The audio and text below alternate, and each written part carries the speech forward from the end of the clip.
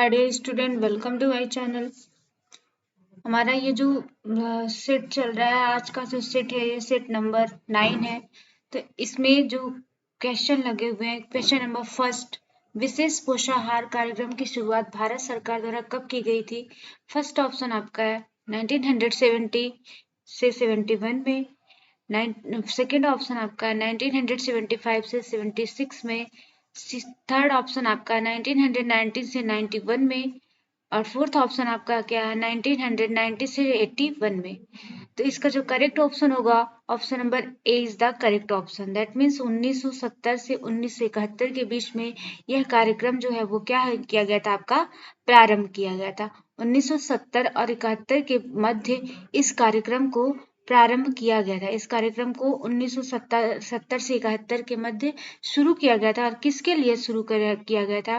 तो 0 से 6 वर्ष की जो धात्री माताएं हैं, या जो आपके जो 0 से 6 वर्ष के जो बालक हैं, गर्भवती महिलाओं तथा धात्री माताओं के स्वास्थ्य स्तर में वृद्धि करने के लिए, मतलब इनके स्वास्थ्य स्तर में सुधार करने के लिए यह कार्यक्रम आपका क्या किया गया था, शुरू किया गया था। ठीक है, इसका जो करेक्ट ऑप्शन होगा, option number A is the correct option. Question number second, आलू पूर्ण भोज्य पदार्थ के नाम से निम्न में से किसे जाना जाता है? ए ऑप्शन आपका आलू है, बी ऑप्शन आपका चावल है, सी ऑप्शन आपका दूध है और डी ऑप्शन आपका दाल है। तो पूर्ण भोज्य पदार्थ के नाम से हम क्या है, दूध को जानते हैं। अगर हम बात करते हैं दूध की, तो दूध में विटामिन सी और लौह को छोड़कर लगभग सभी पोषक तत्व क्या होते हैं, इसमें उपस्थित होते हैं। इसमें कैल्शियम की जो मात्रा होती है वो क्या होती है, सर्वाधिक होती है, जो हमारे हड्डियों एवं दांतों के लिए क्या होता है, मजबूत, मतलब इसको मजबूत बनाने में सहायता प्रदान करता है। और इसीलिए हम दूध को क्या करते हैं, सर्वोत्तम आहार की श्रेणी में रखते हैं। ठीक है, इसका जो करेक्ट ऑप्शन होगा, option number C is the correct option. दूध को हम क्या है, सर्वोत्तम आहार की श्रेणी के अंतर्गत हम क्या करते हैं, रखते हैं। Question number third, alpha toxin निम्न में से किसमें पाया जाता है? किसकी बात करते हैं? अल्फा टॉक्सिन, यह एक क्या होता है, विषाक्त पदार्थ होता है। तो यह जो होता है, मतलब जिस पदार्थ में यह लग जाता है, दैट मीन्स इसको लगने के बाद वह पदार्थ क्या होता है, तब पूरी तरह से विषाक्त हो जाता है। तो यह क्या होता है, यह एक विषैला पदार्थ होता है। और यह जो पदार्थ होता है वो हमारी मूंगफली में लगता है। मूंगफली का जो कलर हो जाता है वो चेंज हो जाता है, इसका टेस्ट भी आपको खराब देखने के लिए मिलता है। ठीक है, इसका जो करेक्ट ऑप्शन होगा, option number A is the correct option. मूंगफली में ये क्या होता है, अल्फा टॉक्सिन नामक पदार्थ होता है। ठीक है, जिससे मूंगफली का आप देखते होंगे कलर ग्रीनिश हो जाता है, मतलब हल्का हल्का हरा हो जाता है। बात अगर दूध की करते हैं, तो दूध में लगभग सभी पोषक तत्व क्या होते हैं, आपको उपस्थित होते हैं। और सेब की बात करते हैं, तो सेब में आपका potassium, calcium, sodium, phosphorus, zinc, manganese, iron एवं सेलेनियम क्या होता है, आपका पाया जाता है। मतलब सारे पोषक तत्व। इसीलिए प्रतिदिन अगर हम एक सेब का सेवन करते हैं, तो जितने भी न्यूट्रिएंट्स हैं, लगभग जितने भी हमारे बॉडी को न्यूट्रिएंट्स की आवश्यकता होती है, उतने न्यूट्रिएंट्स हमारी बॉडी को क्या होते हैं, मिलना शुरू हो जाते हैं। बात अगर हम प्रोटीन की करते हैं, तो प्रोटीन में पनीर में प्रोटीन की जो सर्वाधिक मात्रा क्या होती है, आपकी उपस्थित होती है। तो इसका जो करेक्ट ऑप्शन होगा, option number A is the correct option. Question number 4, dopamine निम्न में से किस अमीनो अम्ल द्वारा संश्लेषित किया जाता है? किसकी बात कर रहा है, डोपामाइन की।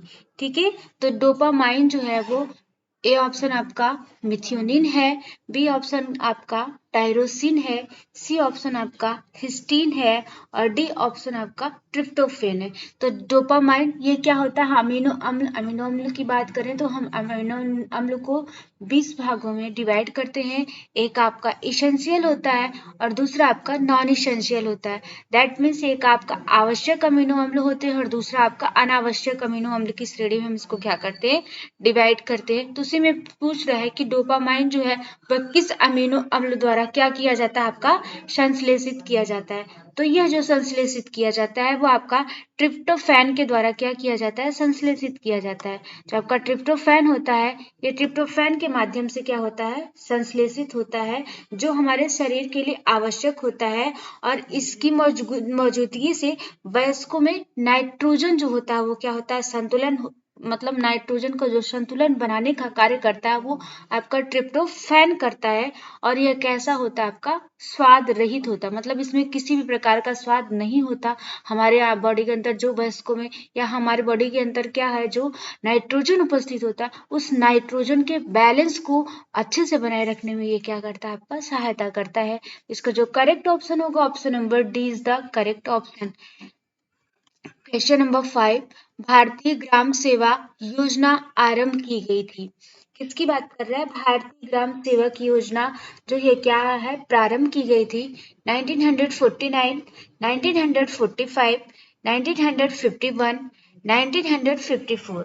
तो यह जो योजना है वो हमारी क्या है, भारतीय ग्राम सेवा योजना जो है वो क्या है, आपकी डॉक्टर सोयर और गुप्ता के द्वारा जो है 1945 में क्या की गई थी, प्रारंभ की गई थी। इस योजना को जो है वो भारतीय ग्राम सेवा योजना को 90 अमेरिका के थे डॉक्टर सोयर और गुप्ता, इनके द्वारा 1945 में यह योजना जो है हमारी प्रारंभ की गई थी। इसका जो करेक्ट ऑप्शन होगा, option number B. Question number 6, रेशम के दहन परीक्षण में किस प्रकार की गंध आती है। दैट मीन्स हम रेशम के रेशे को जलाते हैं या हम रेशम के वस्त्र को जलाते हैं, दैट मीन इसका मतलब है कि रेशम जो है, रेशम को वैसे हम वस्त्रों की रानी के नाम से जानते हैं, और रेशम जो है वो बाम्बॉक्स मोरी नाम के कीट से पाया जाता है। इसके पालन को हम सेरीकल्चर के नाम से जानते हैं। जब इससे क्या होते हैं, वस्त्र बनते हैं, तो वस्त्रों का जब हम क्या करते हैं, दहन परीक्षण, मतलब उनको जलाकर जब हम क्या करते हैं, उनका परीक्षण करते हैं, तो उसमें से किस प्रकार की आपकी गंध आती है। पंख या बालों के जलने जैसी, कपड़े के जलने जैसी, कागज के जलने जैसी, या उपयुक्त सभी। ठीक है, इसका जो करेक्ट आंसर होगा कि अगर हम क्या करते हैं, रेशम को जलाते हैं तो उससे जो है पंख या बालों के जलने जैसी क्या होती है, आपकी गंध आती है। ठीक है, यह क्या होता है, पंख या बालों के जलने की जैसे गंध आती है। क्यों आती है, क्योंकि ये क्या होता है, इसमें प्रोटीन उपस्थित होता है। ठीक है, इसमें क्या होता है, प्रोटीन उपस्थित होता है। और दहन परीक्षण में जो रेशम है, यह क्या करता है, सुलगता है, और जलने में क्या होता है, थोड़ा सा मतलब बहुत जल्दी नहीं जलता, थोड़ा देर से यह जलता है। ठीक है, तो यह मतलब जलने में ये क्या होता है, काफी कठिनाई से जलता है, जल्दी आग नहीं पकड़ता है। इसमें यह गुण होता है कि यह आग को जल्दी से नहीं पकड़ता है। क्वेश्चन नंबर 6 का correct option, option number A. Question number 7, गृह व्यवस्था के उत्प्रेरक तत्व निम्न में से कौन कौन से हैं। गृह व्यवस्था के उत्प्रेरक तत्वों की बात करते हैं तो हम गृह व्यवस्था के उत्प्रेरक तत्वों को 3 भागों में डिवाइड करते हैं। आपका मूल्य है, लक्ष्य है, स्तर है। और ये तीनों क्या करते हैं, तीनों जो आपके हैं वो एक दूसरे से कोरिलेटेड हैं। कोरिलेटेड मीन दैट मीन्स ये क्या है, ये तीनों एक दूसरे से संबंधित हैं, एक दूसरे से जुड़े हुए हैं। ठीक है, तो मूल्य भी आपका इम्पोर्टेंट है, लक्ष्य भी आपका हमारे लिए इम्पोर्टेंट है, और हमारा स्तर जो है, स्टैंडर्ड जो है, वह भी हमारे लिए क्या है, इम्पोर्टेंट है। इसका जो करेक्ट आंसर होगा, option number D is the correct answer.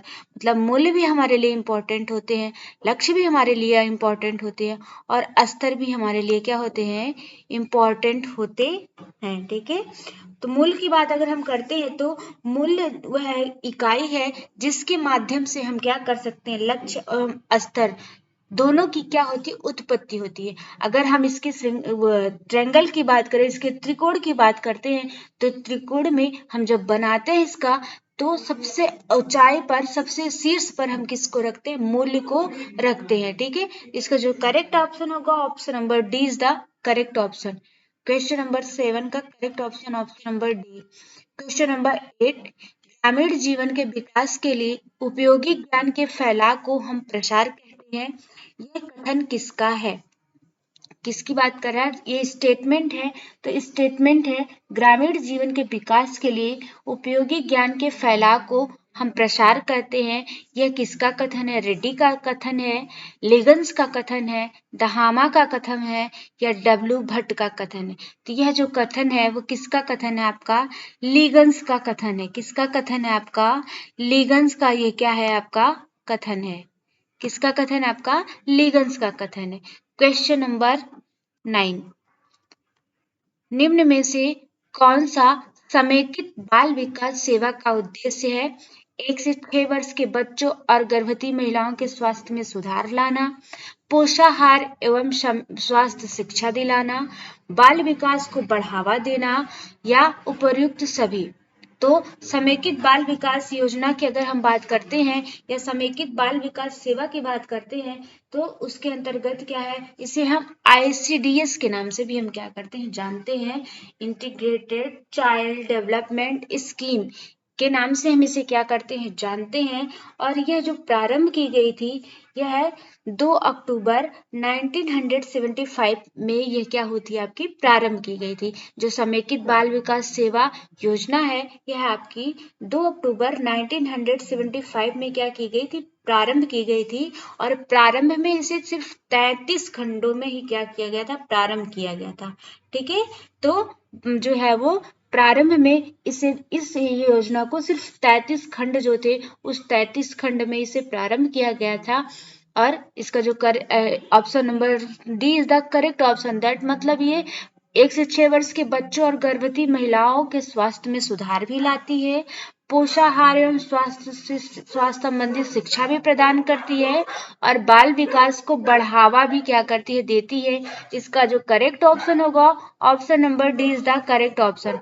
मतलब सभी इसका जो आंसर होगा वो क्या होगा? बिल्कुल सही होगा। ठीक है, इसका जो समेकित बाल विकास का कार्यक्रम का विकास सेवा का जो उद्देश्य है ये सभी उद्देश्य उसके हैं। क्वेश्चन नंबर 10, वृद्धि का अर्थ निम्न में से क्या है? वृद्धि हमारे यूनिट का एक पार्ट है वृद्धि और विकास। तो वृद्धि का अर्थ निम्न में से क्या है? आंतरिक एवं बाह्य अंगों का बढ़ना, केवल आंतरिक अंगों का बढ़ना, केवल बाह्य अंगों का बढ़ना या शारीरिक व मानसिक रूप से बढ़ना। अगर बात हम करते हैं तो आंतरिक एवं बाह्य अंगों का बढ़ना बिल्कुल सही। अगर हमारी वृद्धि जो होती है वो हमारे इंटरनल मतलब एक नवजात शिशु जब जन्म लेता है तो धीरे धीरे उसमें क्या होती है? आपकी ग्रोथ होती रहती है और ग्रोथ होने के कारण उसके आंतरिक अंग और बाह्य अंग दोनों अंगों में क्या होता है? आपका डेवलपमेंट होता है। दोनों अंगों में ग्रोथ होती है, दोनों अंगों में वृद्धि होती है। केवल आंतरिक अंगों में ये बिल्कुल नहीं सही है आपका। आंतरिक अंग में केवल वृद्धि नहीं होती। ऑप्शन सी है ये भी बिल्कुल गलत है कि बाह्य अंग ही नहीं बढ़ते बल्कि उसका क्या है? संपूर्ण डेवलपमेंट मतलब उसका संपूर्ण विकास जो होता है वो आपका होता है। ठीक है, इसके अंतर्गत आंतरिक और बाह्य दोनों अंगों को मिलाने के बाद जो है क्या है? पूर्ण उसका विकास हो जाता है। इसका जो करेक्ट ऑप्शन होगा ऑप्शन नंबर 10 का correct option option number A.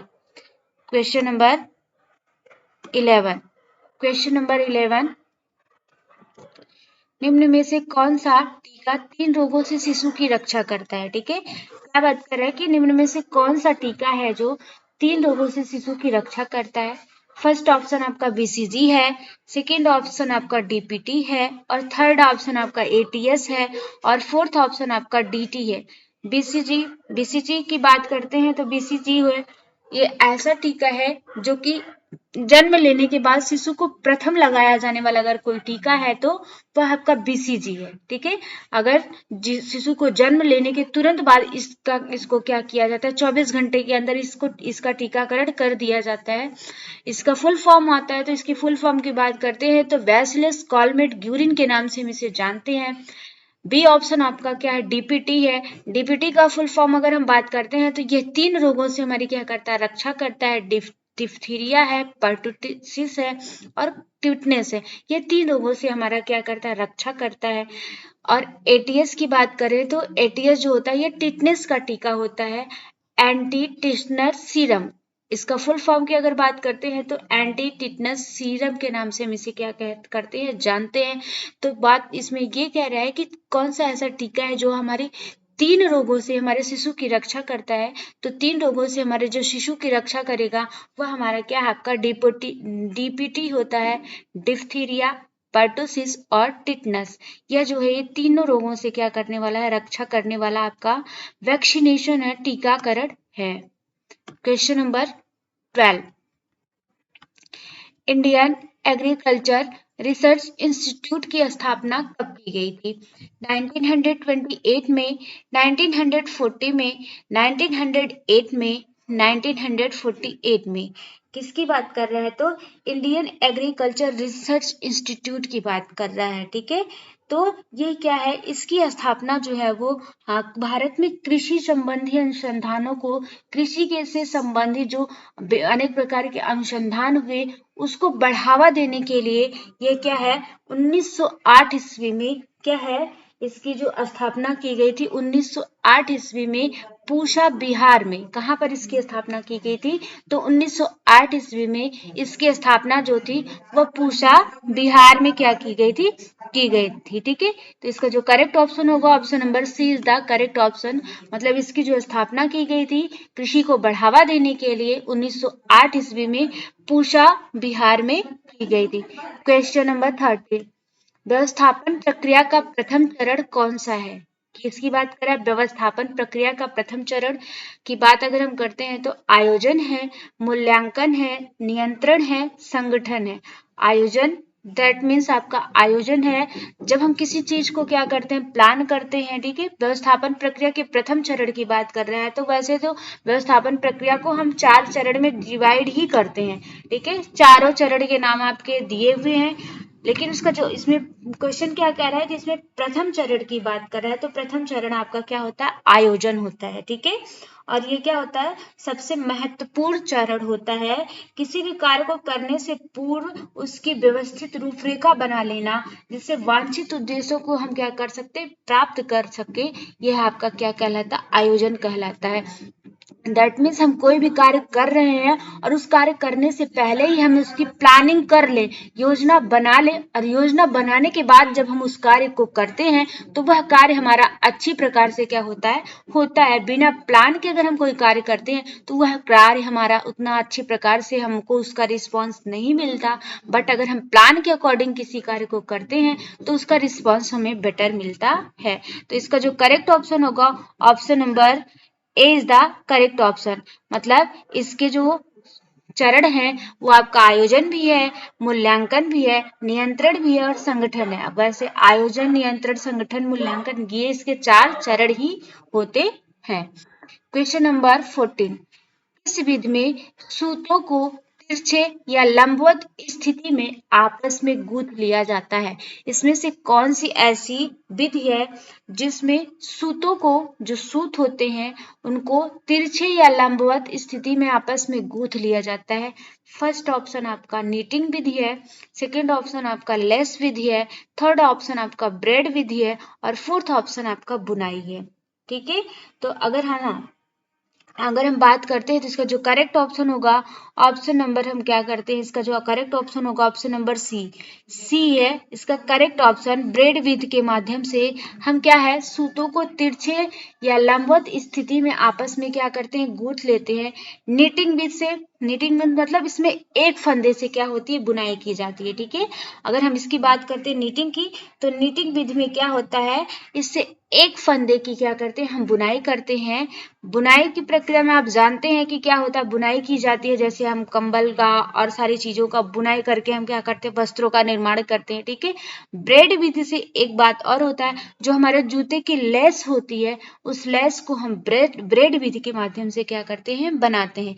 इसका जो करेक्ट ऑप्शन होगा ऑप्शन नंबर सी।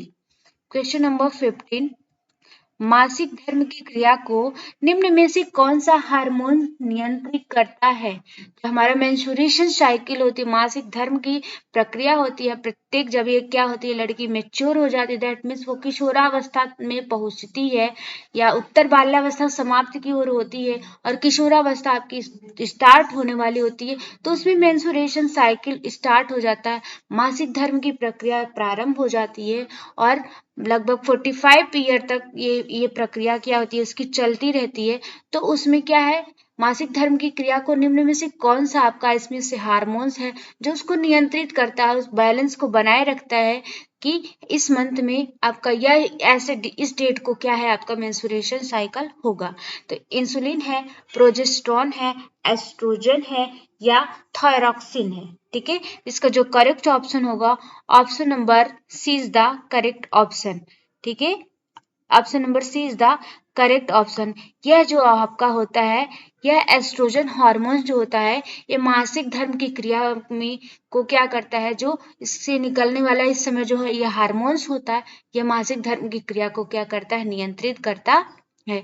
प्रोजेस्टेरोन की बात करते हैं तो प्रोजेस्टेरोन जो होता है, जब गर्भावस्था होती है तो गर्भावस्था में शिशु को गर्भ में रखने के लिए सबसे ज्यादा इंपॉर्टेंट हार्मोन्स आपका प्रोजेस्टेरोन होता है।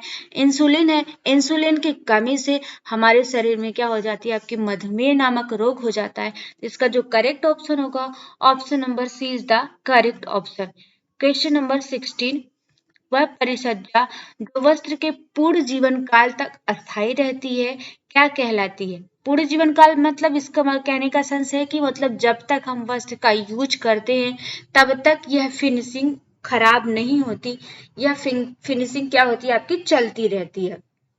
वस्त्र हमारा जैसे उसमें परिसज्जा स्टार्टिंग में हुई रहती है वैसी ही परिसज्जा आपकी बनी रहती है। तो वह परिसज्जा कैसी होती है, टिकाऊ परिसज्जा होती है, ग्रे गुड्स होता है, अस्थायी परिसज्जा होती है या अस्थायी परिसज्जा होती है। ठीक है, टिकाऊ परिसज्जा मतलब ये कुछ समय बाद समाप्त हो जाने वाली परिसज्जा होती है। ग्रे गुड्स की बात करें तो करघे से उतरा हुआ वस्त्र जिसमें फिनिशिंग की प्रक्रिया नहीं होती है उसे हम क्या करते हैं, ग्रे गुड्स के नाम से जानते हैं। अस्थायी परिसज्जा ऐसी परिसज्जा जिसमें कुछ समय के बाद उसमें क्या है फिनिशिंग समाप्त हो जाती है, वो अस्थायी परिसज्जा के अंतर्गत आती है। जबकि जो अस्थायी परिसज्जा होती है ये लॉन्ग ड्यूरेशन तक, लंबे समय तक ये क्या होती है आपकी चलती रहती है। इसका जो करेक्ट ऑप्शन होगा option number D is the correct option. यह जो हो आपका अस्थायी परिसज्जा के अंतर्गत यह क्या होता है आपका आता है। क्वेश्चन नंबर 7, शरीर की समस्त क्रियाकलापों भरण पोषण एवं वृद्धि के लिए अति आवश्यक है। शरीर के समस्त क्रियाकलाप मतलब हम जो डेली एक्टिविटी करते हैं, जो इतने भी प्रकार की हम क्रियाएं करते हैं, उस क्रियाओं को करने के लिए भरण पोषण मतलब जो हमारा न्यूट्रिएंट्स है, न्यूट्रिएंट्स को हमारे अच्छी प्रकार से रेगुलेशन के लिए और हमारी बॉडी के वृद्धि के लिए, दैट मीन्स ग्रोथ के लिए, इसमें से कौन सा आपका मिनरल्स जो है, कौन सा ऐसा जो न्यूट्रिएंट्स है वो आपके लिए इम्पोर्टेंस है। खनिज लवण है, कार्बोज है, वसा है, विटामिन है।